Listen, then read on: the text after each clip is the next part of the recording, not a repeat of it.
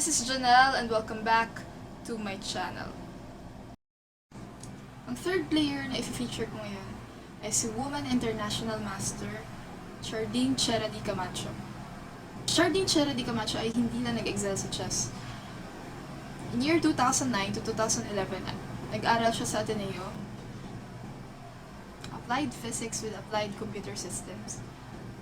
And from 2011 to 2014, nag-aral naman siya sa University of Texas, Dallas. Actually, schoolmates sila ni Grandmaster Ina Sadora.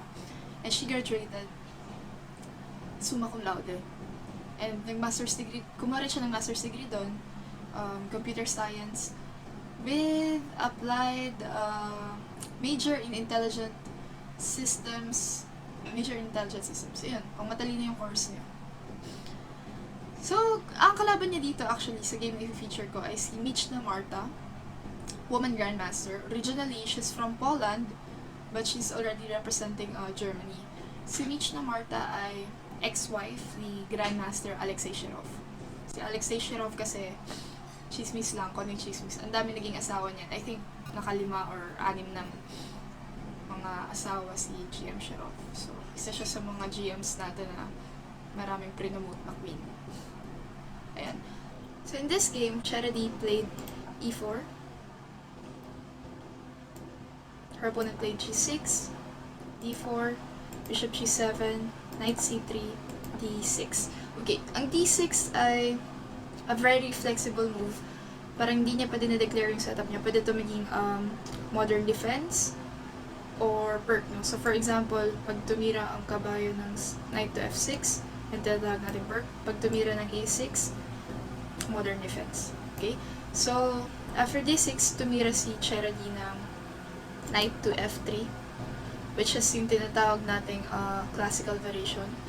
Ang usual dyan, for example, develop lang sana bishop to e2, castling, yun yung mga usual na titira.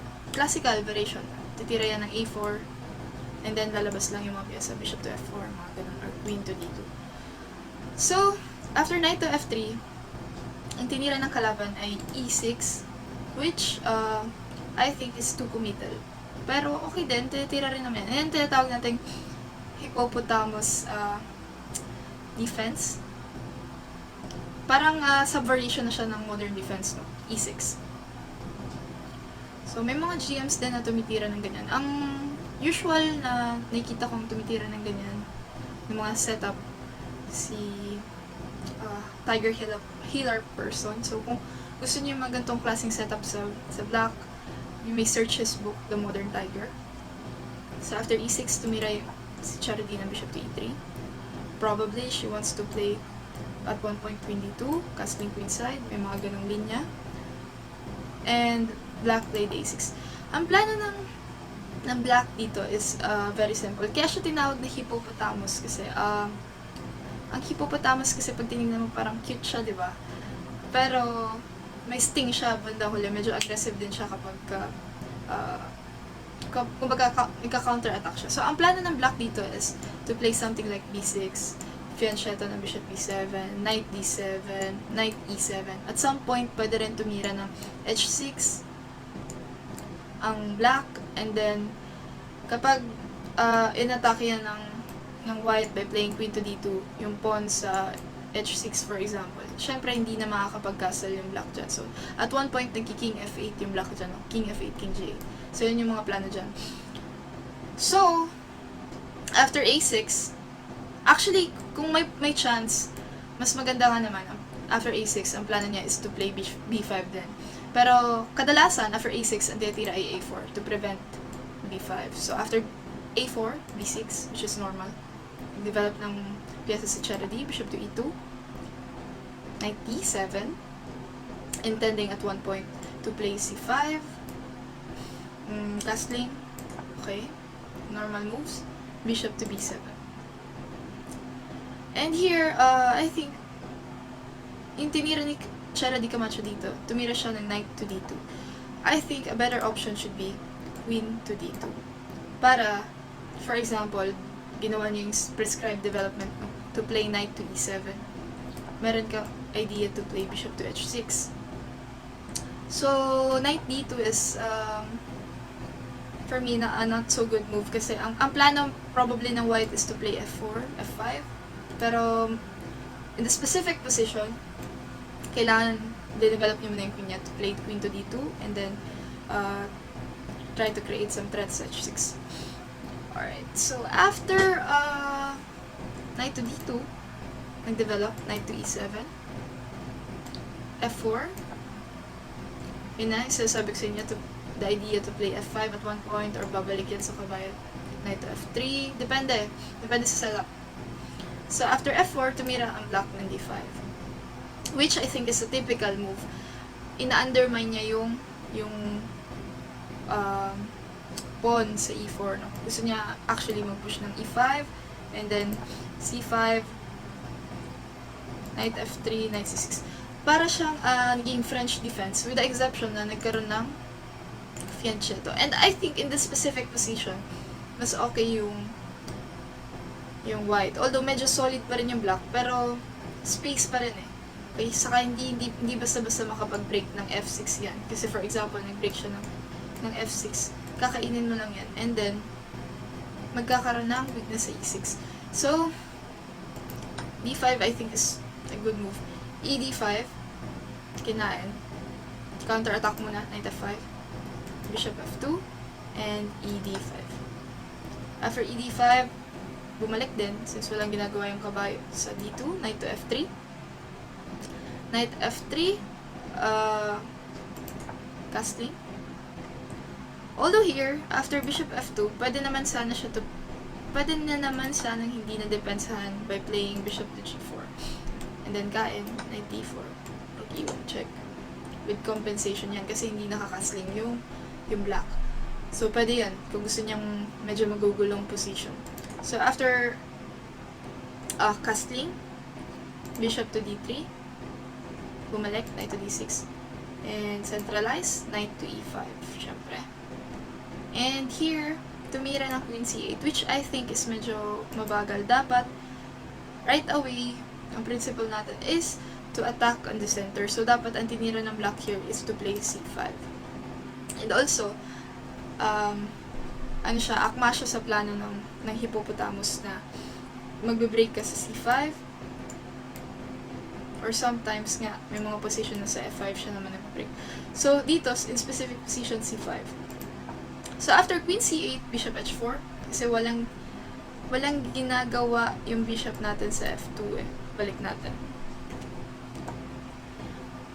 Kasi, ang bishop natin, restricted siya ng pawn sa d4. So, bishop needs to find a way. Paano siya magkakaroon ng silbi, magiging active siya ulit. So, bishop h4 is a good move. Rook to e8. Nag-maneuver, knight e2, a5, with the intention na maalis yung kanyang bad bishop by playing bishop to a6 and bishop e3. So, kasi by technical definition, bad bishop yung black, no? Kasi it's a light square bishop, hindi pwedeng nakaharang yung pawn, no? So, it's an okay move. a5, c3, bishop a6 in exchange, kain, bishop a6, rook a6, and knight to g3. With the idea, later on, gusto niya talaga mag-push ng f5 dyan mamaya. So, pinaalis, f6. Bumalik, knight to d3, rook a8, and develop queen to f3, c6, rook f e1. After rook f e1, knight c4. Although, I think, dapat tumira na lang siya, ang black, supposedly tumira ang black ng, after rook f e1, dapat tumira ang black ng queen to b7, and then try to play c5 at one point. Okay, so after knight c4, since walang ginagawa yung kabayo ulit sa g3, bumalik, nag-maneuver, knight f1, knight d6, knight d2, kumain, rook e1, and rook e1. And here, tumira ang black ng queen to f8 with the idea to play rook to e8. Okay? Ang ganong klase maneuver. Para endgame na lang. So, here, tumira si Cheredi ng g4. Ooh. Kung napanood niyo yung second video ko na finiture na Pinay Master, si Woman International Master, Catherine Perenya. At one point, tumira rin siya ng G4 sa kalaban niya. G4, objectively, should hindi naman siya, it wouldn't really lead to an advantage, pero since gusto niyang gumawa ng gulo ng white, gusto niyang mag-create ng another weakness sa kalaban dito sa king side. So, para maging double edge yung laro. So, after G4, so, tingnan nyo mahilig pala yung mga Philippine na to play G4, yung mga atake-atake moves. Dito kadalasan tatarantay yung mga higher rated players, yung parang hindi nila na-expect yung mga tirang gano'n. So, after G4, tumira ng rook E8. Simplify, rook E8. Queen E8. And here, nagawa niya rin yung plan niya to play F5 and to fix this pawn on F6. Okay, so F5, bishop H6, maneuver, knight F1, kumain, G5, G5, and King H8. Why King H8? Kasi may threat tayo na elementary threat to play Queen G3 check and take the knight on B6. So, prophylactic ang King H8. Although, balik natin, after G5, pwede rin sana siya tumira ng bishop to G5. And this should be a draw, I think. Kasi pagkain-kain dyan, bishop G5, FG5, Queen to G3, knight takes F5, for example, Queen takes G5, Queen G6, Queen G6, H6. And technically, this is a drawish endgame. Okay? So, King H8, tumira ng bishop to G3, and tumira yung black ng Queen to E4. Pinarsan niya mag-endgame. Queen E4, D E4, and bishop D6. Actually, balik natin. After Queen E4, kumain ng Queen E4, pwede rin siya actually to play knight takes E4 here. Pero, slightly better na yung white dito kasi medyo weak yung mga pawn ng black. Okay, so almost wala na rin siyang choice. So after DE4, kinayan yung kabayo with bishop D6, ED3, King F2, and dito na blunder yung black. Actually, ang pinaka-problema ng black dito is this pawn sa D3. Technically, lamang na ang white dito kasi mas mabilis niya makuha yung isang pawn dito because masyadong malayo yung pwersa ng black. Masyadong malayo. So, kayang naikutan agad ng king yan kasi masyado siya malapit, no? And also yung mga pyesa ng white. So, B5, desperate, gusto niya na sanang mag-exchange ng pawns. And here, na-blunder si Charity. She played AB5. Although, meron na sanang good move dito, no? Sorry. After B5, kung napanood nyo rin yung first video ko featuring Woman International Master Fronda, ginamit niya tong technique na to sa endgame. And this is what we call the breakthrough. So, dapat ang tinira ng white, is to play D5. Kasi pagkain dito, AB5, meron siyang tinatawag nating outside pass pawn. Okay? So, this should be winning for white. So, dapat D5 ang tinira ng white. Pero, tumira si Charity ng AB5, CB5, and here, bishop to C7. Although, still, slightly better pa rin sana yung white. A4, knight E3, King G8. So, here, lamang na talaga ang white. Definitely. Kasi may ikutan yung pawn sa D3. She has a simple plan to play King F3, King E4 para mapursa mag-push. And after, say for example, push ng D2, titira lang ng knight to D1.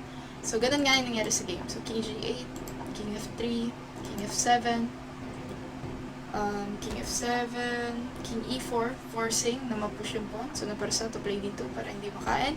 Knight to D1, Knight D1, Bishop to F8, King D3, Bishop H6. Dito sa ganitong klaseng position, sugswang ang black. Meaning na sugswang, wala na siyang choice. Hindi niya mapipigilan na yung isa sa kanyang mga pawns ay pwede makain. So here, gumamit na naman ng isang principle sa endgame si Charity Camacho and she played C4 which is creating another weakness. So, after c4, kain lang, bc4, king c4, and bishop f8. Bishop f8. Okay, here hindi nagmadali si Charity, hindi siya agad tumira ng king to b5 kasi may a3, b8, 3, bishop a3. Although still, this could still be winning kasi makakain pa rin yung d2. Kasi masyado malayo yan eh. Pero, tignan mo kung anong tinira niya, no? After king c4, bishop f8, king c3, take time na naman siya para at least kung sakasakaling depensahan yan, may king to b4. And makakain to, and dire-diretso yung pawn. Okay? So, after b8-3, after a3, after king to c3, a3, after a3, kinain lang, and king d2, yan. This is a technically winning game, kasi pass pawn to eh. So, kahit isang pawn lang yung lamang niya, pass pawn, and also, medyo parang naka-blockade yung king na black, hindi siya makatawid dito sa kabila. So, after that, tira lang, king e4, king g5, 93, bishop to c1, 95, king g4, and 96. And here, kumbaga sa slang ng chess, lips to lips niya yung dalawang kabayon, simplify. So, the easiest way to win a one endgame is to always try to simplify. So, after knight b6, knight f8, d5, pwede nang i-resign yan. Although tumira pa ng knight to g6, hindi na kinain ni Charity Camacho, but she just pushed the pawn and gagraduate na siya. There's no way to stop the winning of the pawn. Okay? So, what a game by a 14-year-old Filipina. Tumalo siya ng Woman Grandmaster at 14. Actually, ay isa sa mga players na humahanga din sa kanya, and